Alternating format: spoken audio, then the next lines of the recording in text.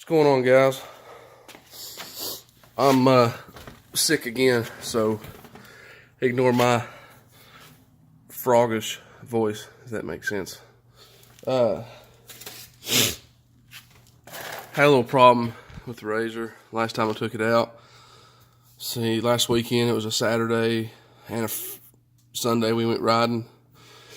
Saturday she took a licking pretty hard, just covered in mud. Like Sunday I sprayed it off.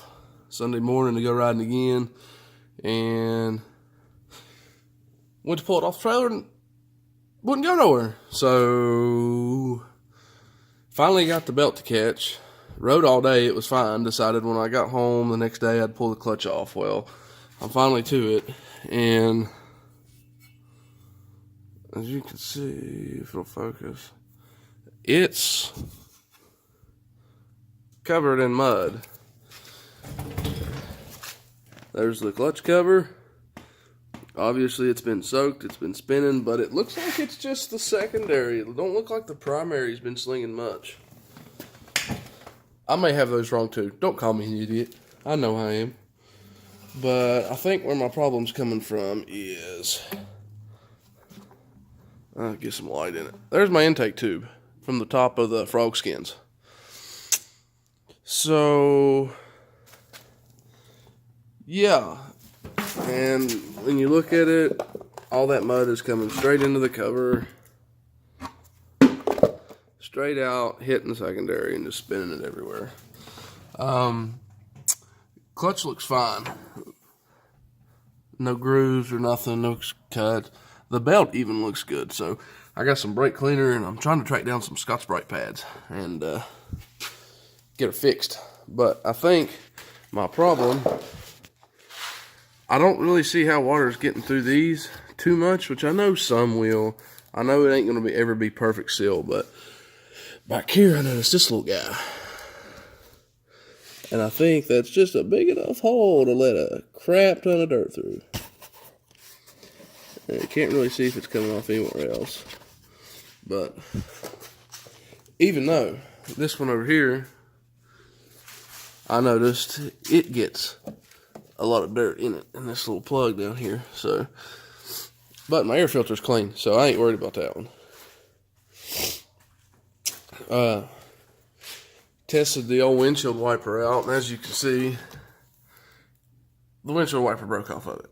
Now, that's not necessarily a defect. That was just my best friend, Dustin, getting a little too hydrated, if you know what I mean, and decided he wanted to play with it too much. And I know in my first episode, if you look where I was giving my first impression on it, I told y'all this windshield, I knew it was going to be junk because it was already scratched. Yeah, look at it. I got the uncoated one, and it's horrible. So maybe get some toothpaste on it. I don't know. And my mirrors, not the biggest fan of my mirrors anymore. They work, they're good. They actually keep mud from flying in on your face, so that's a plus. But I kind of wanted this turned out long ways. Because I noticed, like, if you're sitting in here, you got to really pull it in, and you don't, let me get my fat hind end out of the way. You don't really get a clear look of what's, like, in your blind zone behind you. So, looking to change those up. The kickers are still going good. The Rockville speakers, I got them turned down too low on the amp, so they don't match up well just yet. But for anybody wondering, taking the belt off was stupid easy. Like, I know I had this jig here.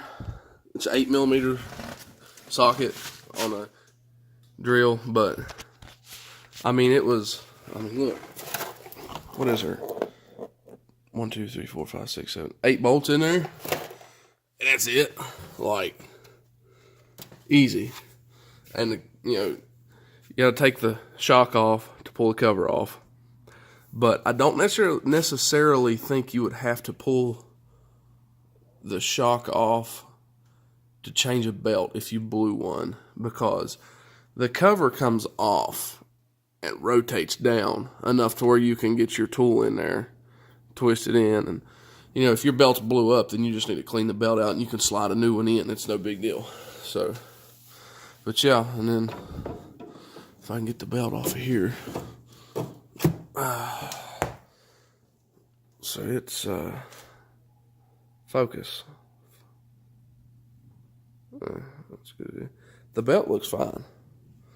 You know, it doesn't look all scratched up or nothing like that. So the belt will go back on. I am gonna order another one though, just in case.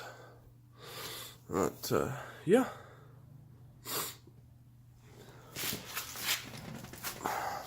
Oh, I about busted my hind end.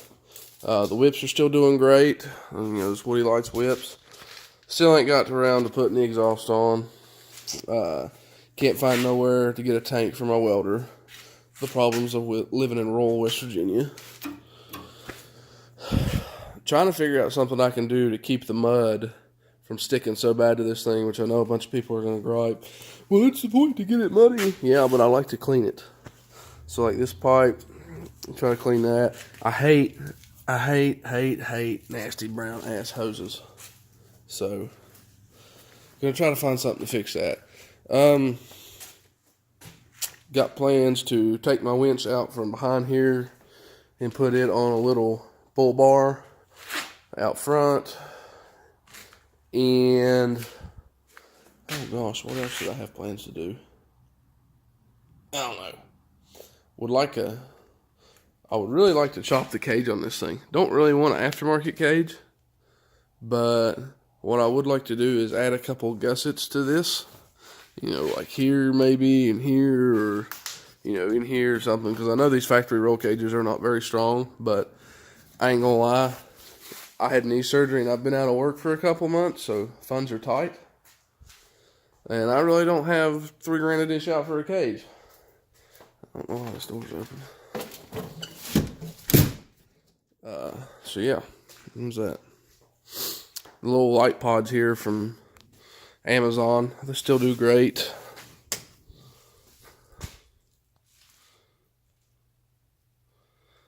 I like those suckers. They're a nice little touch. I got a few compliments on them when we was out Saturday. You know, we ride the outlaw trails of southern West Virginia, so.